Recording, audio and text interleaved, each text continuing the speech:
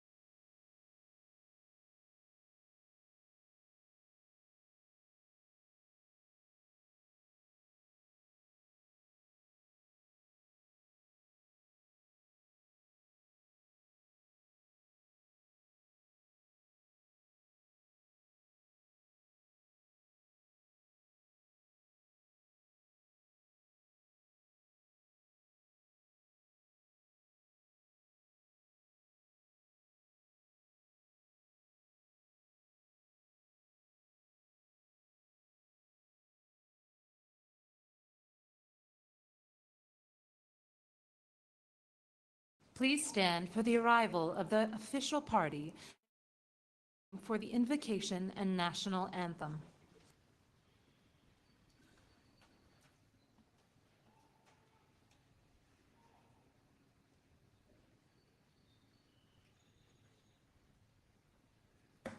Distinguished guests, the President of the United States, accompanied by the Secretary of Defense and the Chairman of the Joint Chiefs of Staff.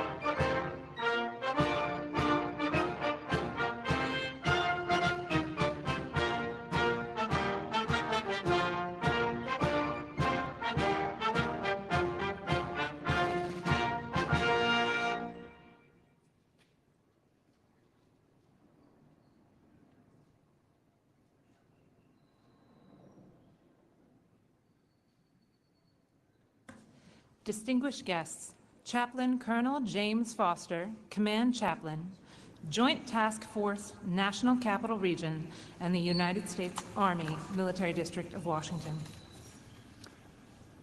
I invite you to bow your heads with humble and grateful hearts as I now pray. On this Memorial Day, I lift my voice in thanks to the Almighty and amazing God. I thank you for the sacrifices made, for the blood that was shed, for the hearts that were broken, for our freedoms, for our salvation, for the lives we enjoy today and tomorrow.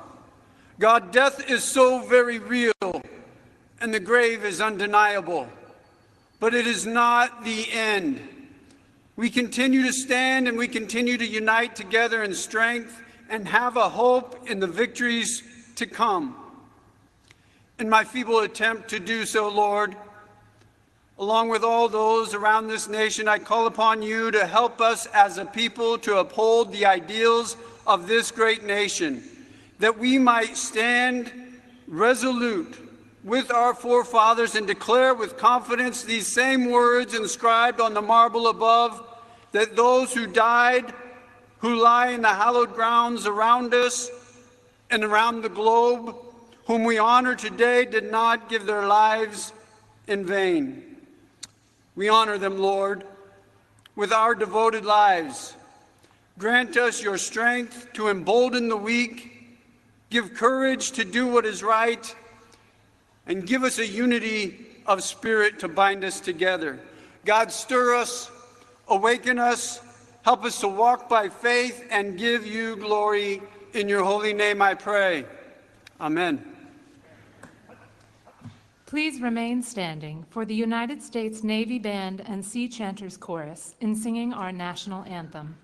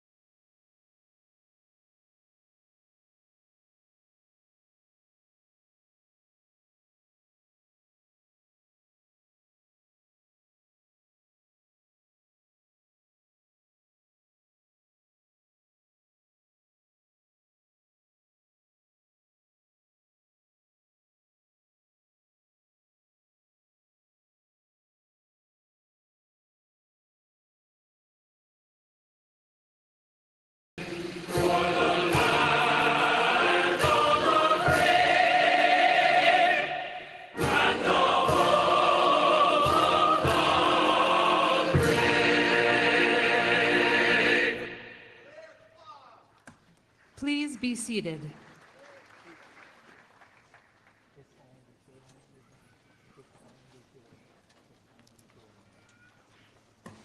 Distinguished guests, General Mark Milley.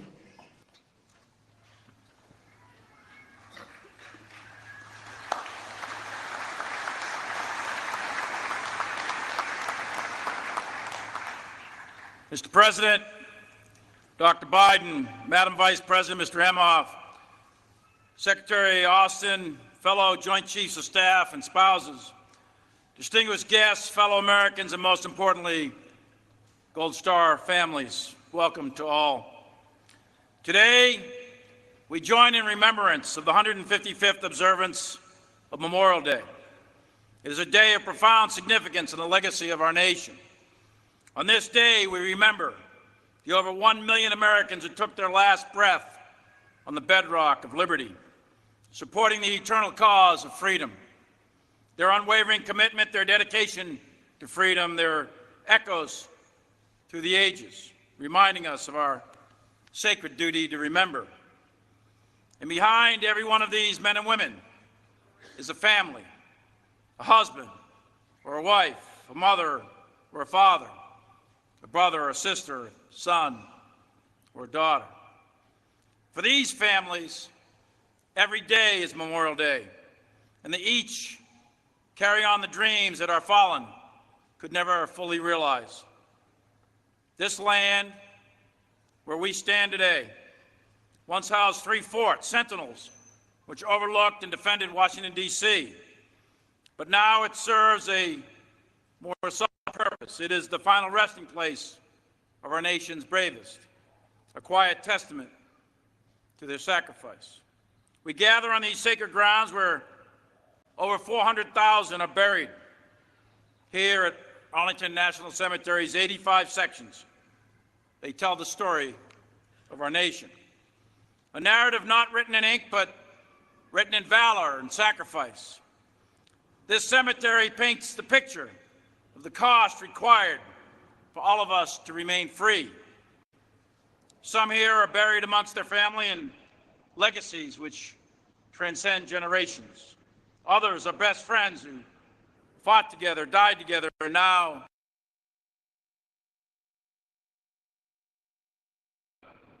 unbroken even by death. Yet our nation's fallen are not only represented on these hallowed grounds, they are represented on every piece of land where American blood has been spilled in the service of our country. Sailors are resting in the seabed at Pearl Harbor, and the white headstones of 9,387 Americans enshrined outside St. Laurent-sur-Mer in France, overlooking the sands of Omaha Beach, as well as the more than 81,500 Americans who still remain missing, our sons and daughters, brothers and sisters who have never returned home. The search for these missing will continue until they are all brought home. It is our final solemn promise to these heroes, their families, and to our nation. Each of these Americans epitomize our tradition of honor, the ethos which defines our armed forces and defines our nation. Individually, they represent the single life cut short, life events never accomplished. We feel their absence in the very depths of our hearts. But together they represent the indomitable spirit of the American military. They are a permanent reminder that freedom is a gift to us all, a gift paid for by those who gave, in the words of Lincoln, the last full measure of devotion. And today we honor them, we remember them, and today we say their names. And in doing so, we ensure their sacrifice will never be forgotten. We will forever walk among these giants as we continue to uphold the cause for which they died, the cause of America, which will endure through all challenges. In fact, the greatest honor that we can bestow upon those who have fallen, the way to remember them the best, is to ensure that this idea of freedom, that the Constitution of the United States of America, the idea that is America, will continue for our posterity and shall not perish from this earth. Thank you.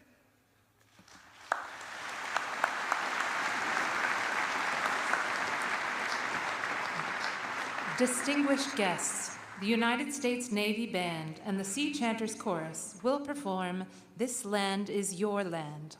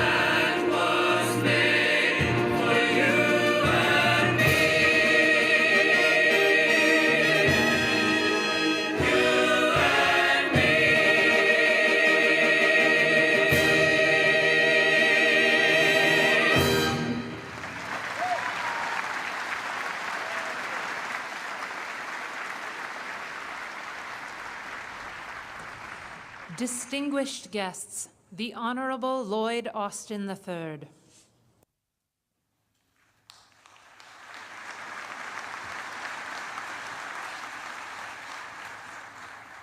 Well, let's give the band and the chorus another round of applause. That was absolutely outstanding.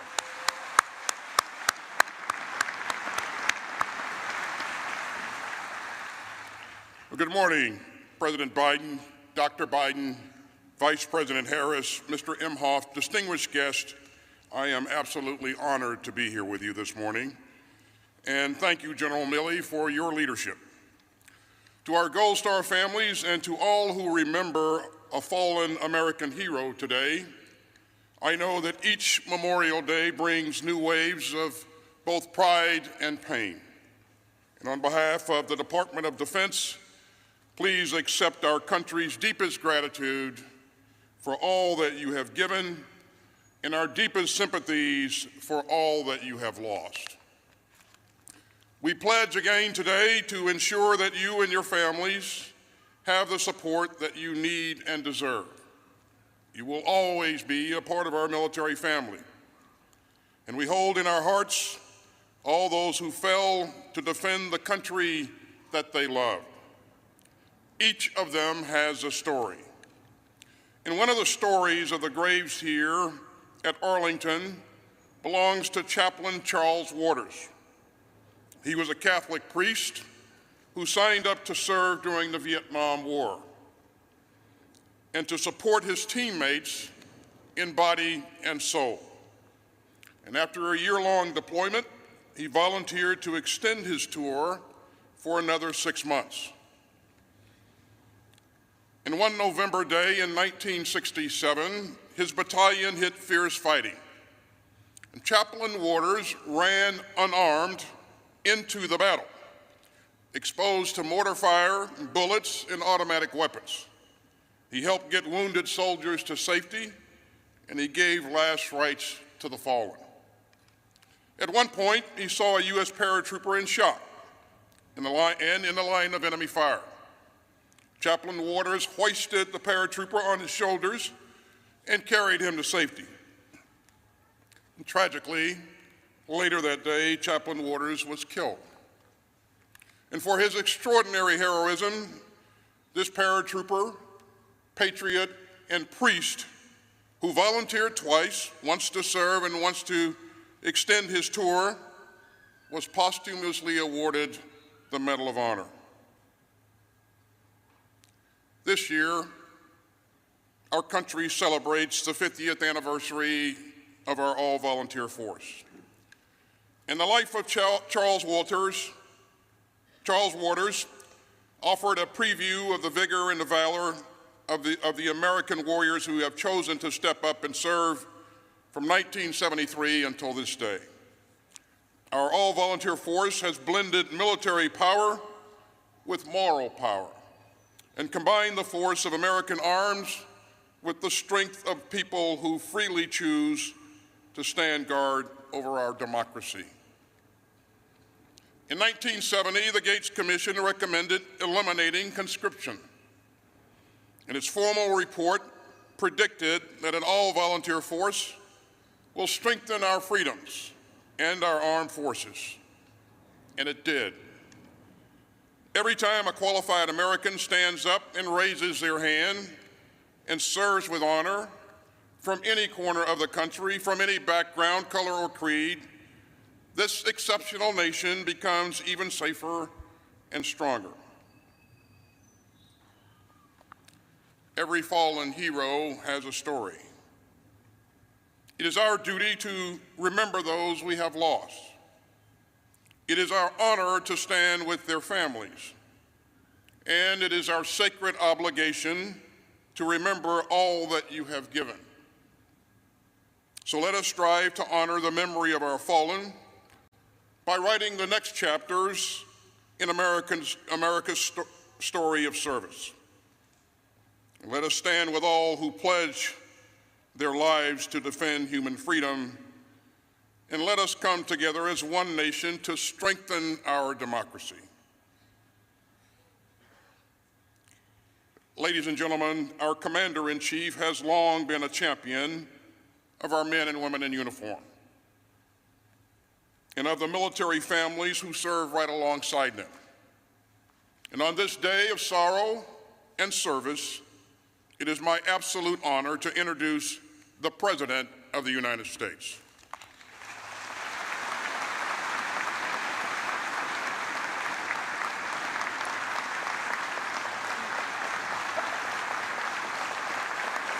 Thank you.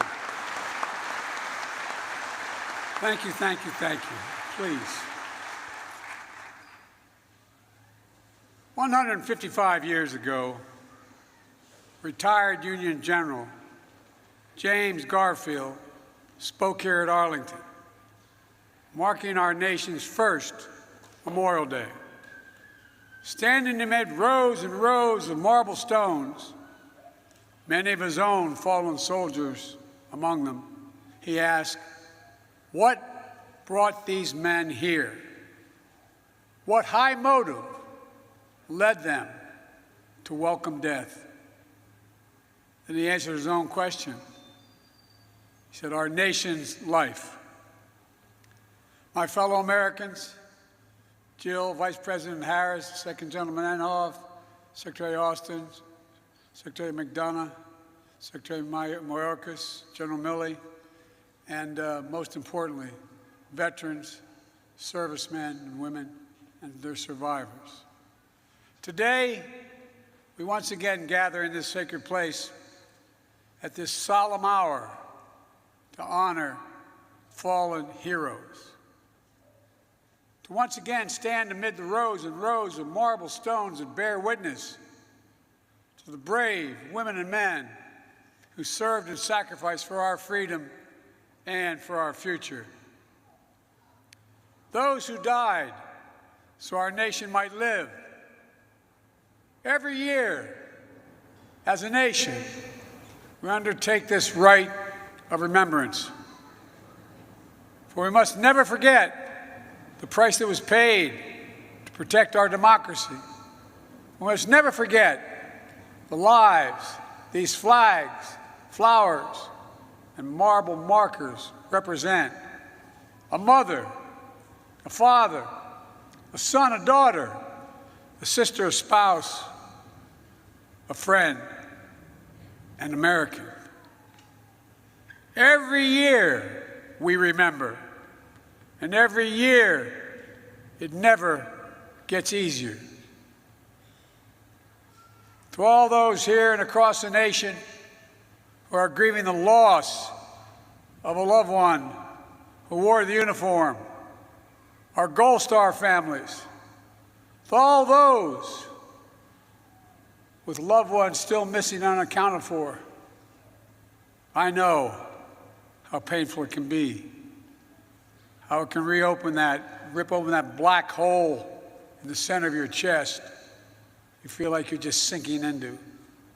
Bringing you back to that exact moment you heard that knock on the door or the telephone ring. The exact moment you had to tell your children that mom or dad would not be coming home. The hurt is still real. It's still raw. Tomorrow marks 8 years since we lost our son, Bo.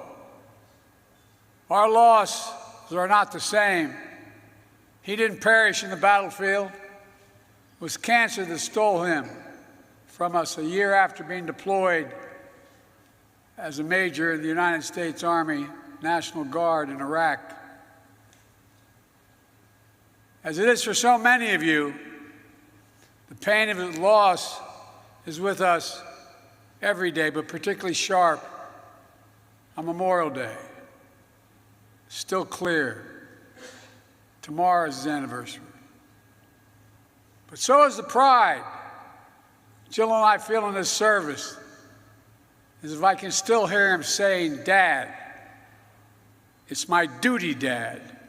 It's my duty. Duty. That was the code my son lived by, and all those you lost lived by. It's the creed that millions of service members have followed from the fields of Yorktown to the shores of Normandy to the rice paddies of Pusan to the valleys of Kandahar to the mountains of Sinjar and beyond. Many of whom never returned home. Throughout history, these women and men laid down their lives, not for a place or a person or a president, but for an idea, unlike any other idea in all of human history. The idea of the United States of America.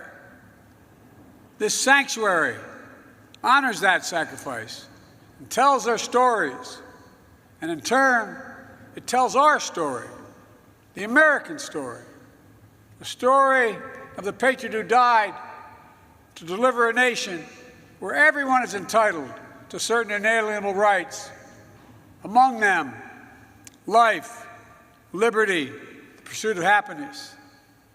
The story of hundreds of thousands of soldiers who shed their blood to make these words real. The story of the brave Americans who fought the forces of fascism and died for preservation of democracy. As we're reminded by the hundreds of graves here in Section 60 of Arlington and across our nation, the story of the women and men who sacrificed everything to keep democracy safe and secure during the last 2 decades. Each of them, a link in the chain of honor that stretches back to our founding fathers in those days. Unbreaking, unbending, not just in their duty and devotion, but something even deeper, in their faith in us. Their faith in us, that we will be worthy of their sacrifice. Our service members have always embodied the highest expectations of our democracy. They've always held faith in our country and all that we could be, a citadel of liberty, a beacon of freedom. For our democracy is our strength, the wellspring of possibilities, and the source of endless renewal. It's how we've been able to constantly change and adapt through the centuries. It's why we've always emerged from every challenge we face stronger than we entered it. It's how we come together as one nation, united. And why there's nothing we can't do in America when we do it together. It's a truth we celebrate this year as we mark 75 years of a desegregated military, 75 years of women's full integration, 50 years of an all-volunteer force. Throughout the annals of history, our troops have fought for our democracy, and if necessary, died for it. Today, their service and sacrifice, and that of their families, that goes far beyond those silent stones out there. We've seen the strength of our NATO alliance, built from the bonds that we forever forged in the fires of 2 world wars. We see it in the troops still standing sentinel on the Korean Peninsula, preserving peace side by side with our allies. We see in every base, every barrack, every vessel around the globe where our military proudly serves and stands as a force for good in the world. And just as they've kept the ultimate faith to our country, to our democracy, we must keep the ultimate faith to them. As a nation, and people have heard me say this for a long time, as a nation, we have many obligations. But I believe in every fiber of my being, we have only one truly sacred obligation: to prepare those we send into harm's way and care for them and their families when they come home and when they don't. It's a sacred obligation, not based on party or politics, but on a promise to unite all of us. There's nothing more important, nothing more sacred, nothing more American. And together, over the last 2.5 years, we've worked to make good on that promise, passing more than 25 bipartisan laws to support our service members, their families, caregivers, and survivors. That includes the PACT Act, the most significant law in our nation's history, to help millions of veterans who were exposed to toxic substances in burn pits during their military service. Pits the size of football fields that incinerated the wastes of war, such as tires, chemicals, jet fuel, and so much more. To many of our nation's warriors that have selflessly served, only to return home and suffer from the permanent effects of this poisonous smoke. Too many have died. Excuse the personal reference, like my son Bo, or like Sergeant First Class Heath Robinson, for whom the act is named. Last year, after I signed the PACT Act, I handed the pen to his daughter, Brielle. She and her grandmother are with us today. After I handed her the pen, this beautiful little girl is sitting over there. Thank you for waving, baby.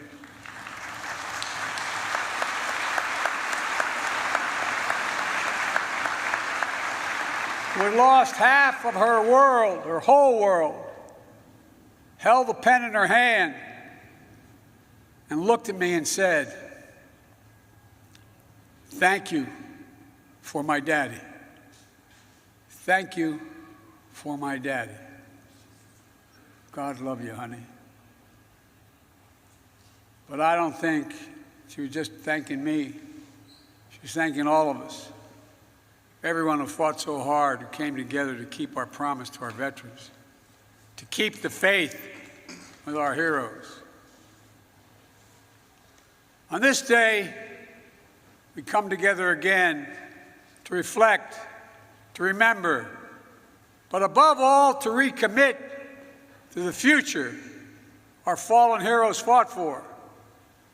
That generation of service members who died for a future grounded in freedom, democracy, equality, tolerance, opportunity, and yes, justice. We use those words all the time. But we've seen of late here and around the world that they have to continually be fought for. Not just for some, but for all. This is more important than just our system of government. It's the very soul of America, a soul that was forged by our nation's first patriots, a soul that triumphed over trials and testing less than a century later, a soul that endured because of the sacrifice of generations and generations of service members ever since. Together, we're not just the fortunate inheritors of their legacy. We must be the keeper of their mission, the bearers of the flame of freedom that kept burning bright for nearly 247 years. That's the truest memorial to their lives. Our actions every day to ensure that our democracy endures, our Constitution endures, and the soul of our nation, our decency, endures. Ladies and gentlemen, 155 years ago, our ancestors stood here and asked themselves, what brought our heroes to this hallowed ground? What high motive led these brave souls, as General Garfield said, to welcome death? Today, we must ask ourselves, what can we do? What must we do to uphold the vision for which they lived and which they died? Today, it's on all of us, to ensure that sacrifice was not in vain, to keep working toward a more perfect union, one where all women and all men are created equal. We're the only nation in the world built on an idea. Every other nation is formed based on things like geography, ethnicity, religion. We're the only nation in the world built on an idea that we're all created equal. We haven't always lived up to it, but we've never walked away from it. And today, standing together to honor those Americans who dared all and gave all for our nation, we can say clearly, we never will. God bless all those who gave their lives so our nation might live. God bless their families, and may God protect our troops today and always. Thank you.